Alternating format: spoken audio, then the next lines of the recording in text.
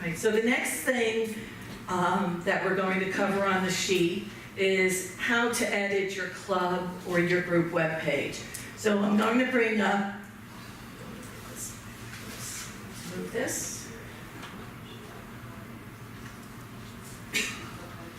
Go to the clubs and groups to find your particular group name. I always go by category because the Highlands isn't under H, it's under the Highlands.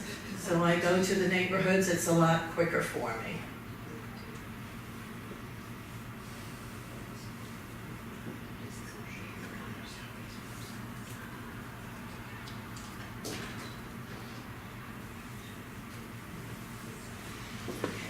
So now we've got the group page, and this is, all the group pages have been created, and some of them more extensively than others. As an administrator, that's your privilege to change, to edit, to enhance the page as your group sees fit.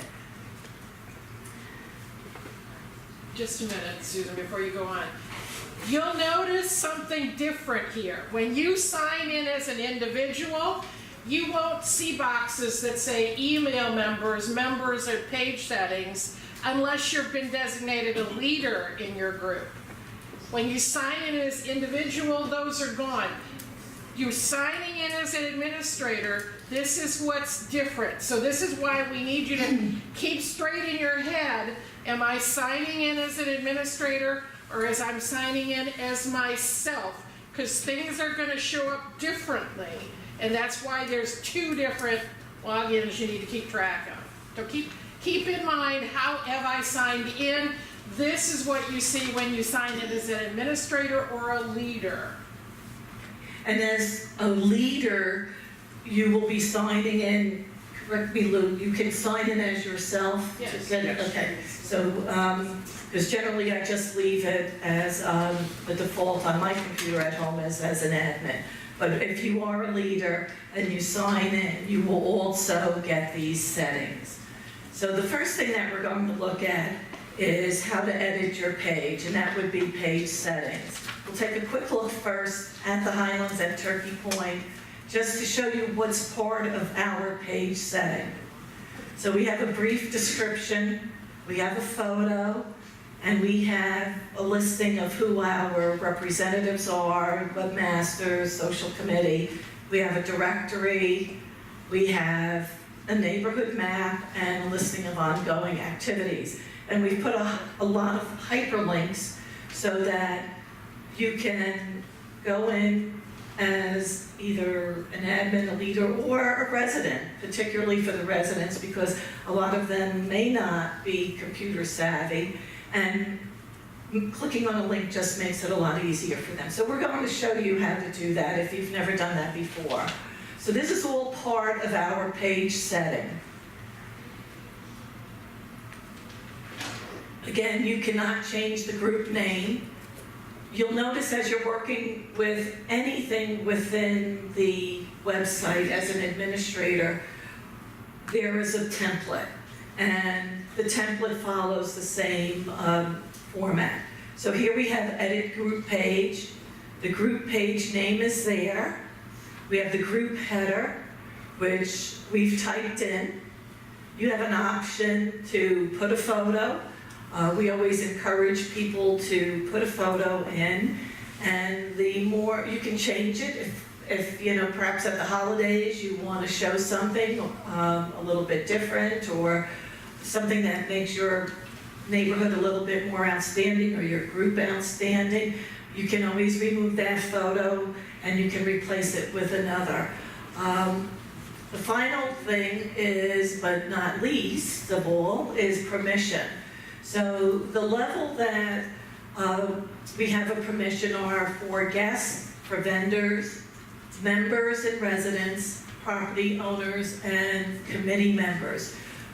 When you're working with your group, club, pod homepage, we usually default to the guests category, permission level, and we leave it there. We don't change that.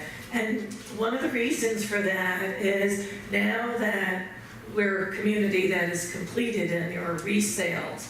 If someone is looking at Sun City and maybe at a particular neighborhood or even at the community as a whole, they can go into this page and actually view what's available. So if they see something for a particular neighborhood, and I've seen some of those, that it's very lackluster, there's nothing that really draws me to it, that might be a factor that you might want to take into consideration and put some information out there about how great your neighborhood is. A guest means someone from the outside is able to look at this information.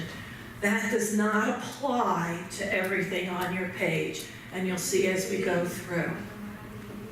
So as you prepare this information, always again remember to save.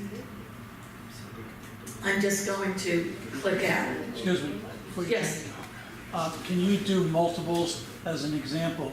Could you do property owner and No, owner resident? there's one, the highest level is the guest.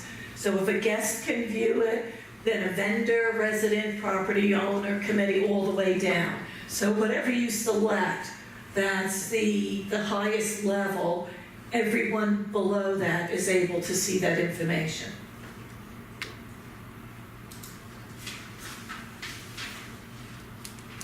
Okay, so that's the first part of your website.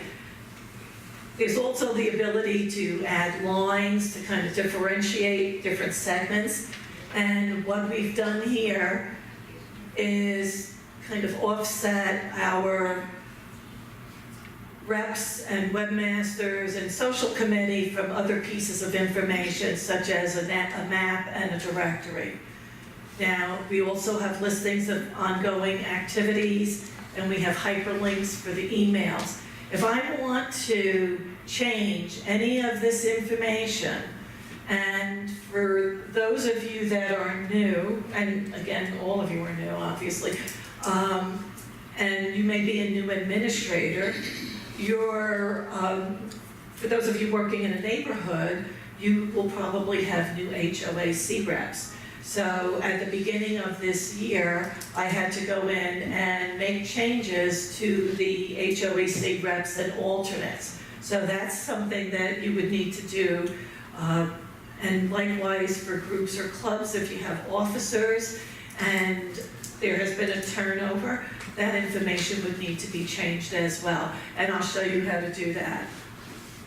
You scroll down to the pencil icon, and this allows you to edit your text content.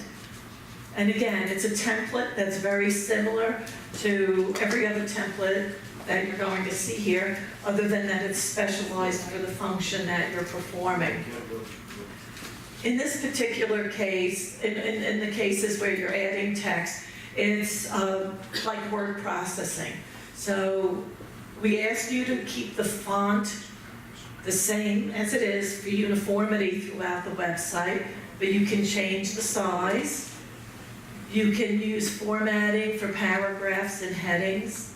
You can indent. You can create, not a grid, what is it called? Table. A table, thank you. I don't like tables, I don't use them that much. And then over here, you have the ability to insert an image, a flash, video, a document, and the line that I was referring to. If you go over here, you can insert a hyperlink, which is what we've done in these instances. We've highlighted the emails. And then, for example, if I wanted to remove that hyperlink for the email, I would break it here. But if I wanted to add the hyperlink,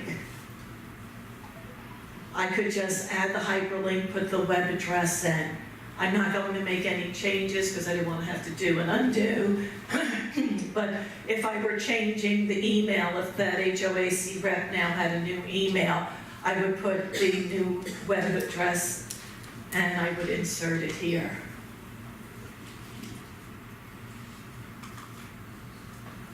and then your content.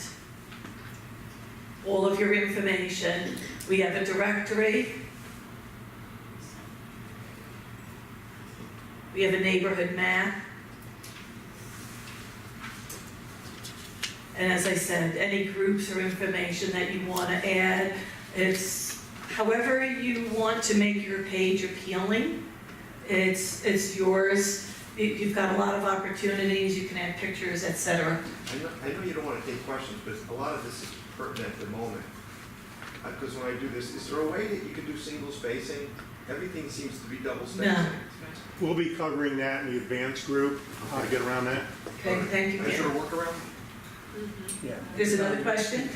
You said, the earlier page that we were on, you said select guest.